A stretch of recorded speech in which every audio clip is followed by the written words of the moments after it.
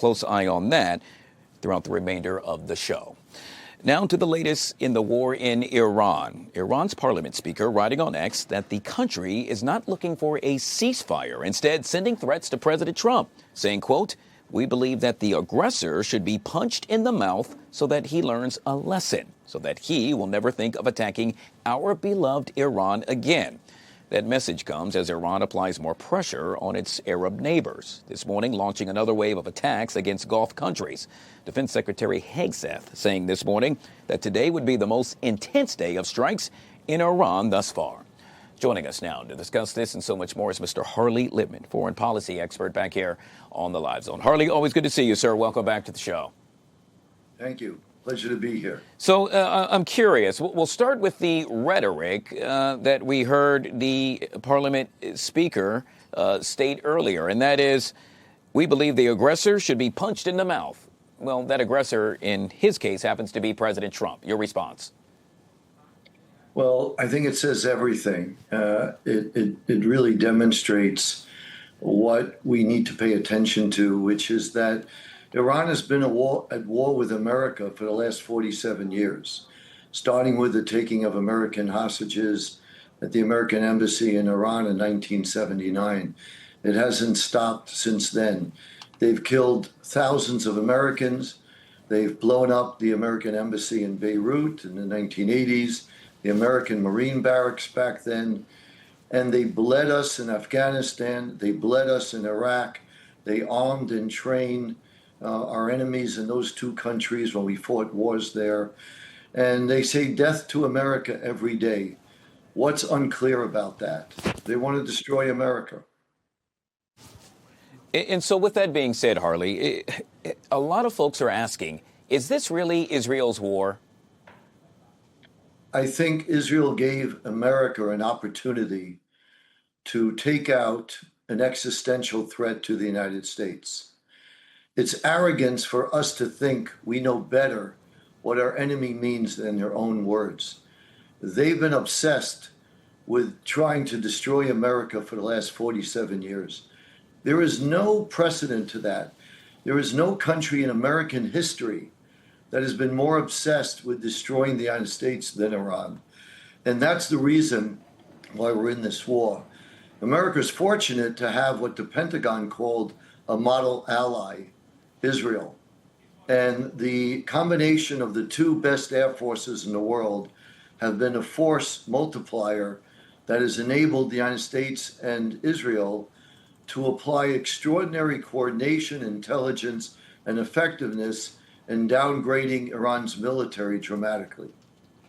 So, Harley, obviously, we have seen oil prices here in America skyrocket. However, they fell sharply yesterday after President Trump said the war with Iran would be over very soon, though they remain shaky and well above their levels before the conflict started. A lot of Americans now asking, hey, are we going to get hit in the pocket at the gas pump?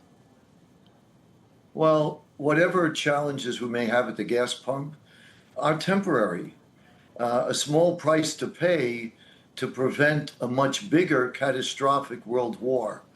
What Americans need to be aware of is, what is this war really about? It's about our confrontation with China. China has replaced all the software in Iran's military with Chinese software.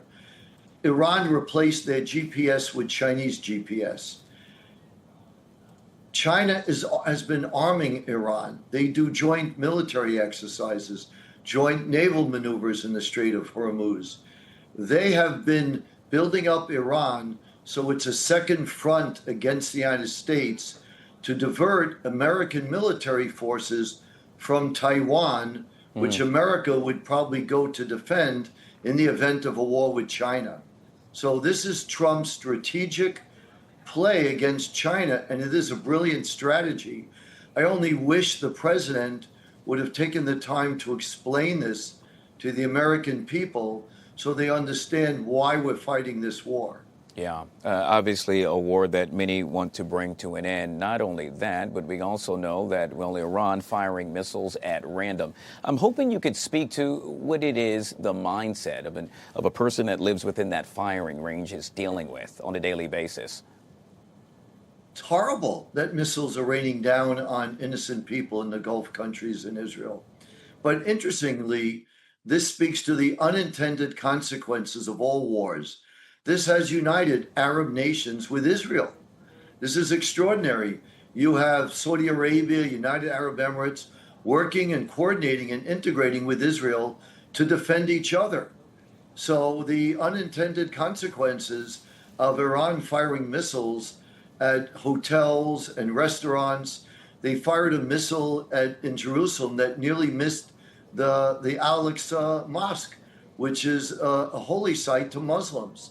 So Iran is acting in a desperate way, but it is uniting Arabs and Israelis, and it's one of the good outcomes of a tragic development in that part of the world. And then there happens to be the new supreme leader. We know that he is the son of the last supreme leader. We also know that, well, quite honestly, President Trump did not give his thumbs up and or approval. The next question is, what happens now? Well, he's worse than his father. He's more of a hawk. And keep in mind, there have been 66,000 Islamic terrorist attacks in the world since 1979. 66,000 emanating from Iran. So a third reason for this conflict is this is the world center of terrorism, Iran.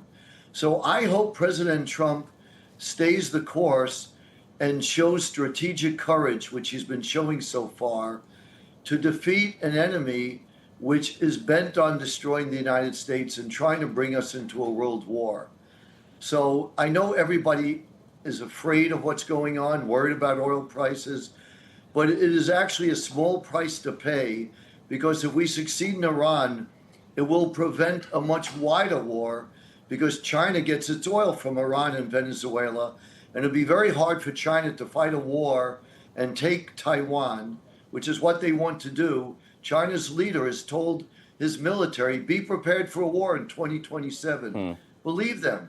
We have to be prepared. This is what's at stake here.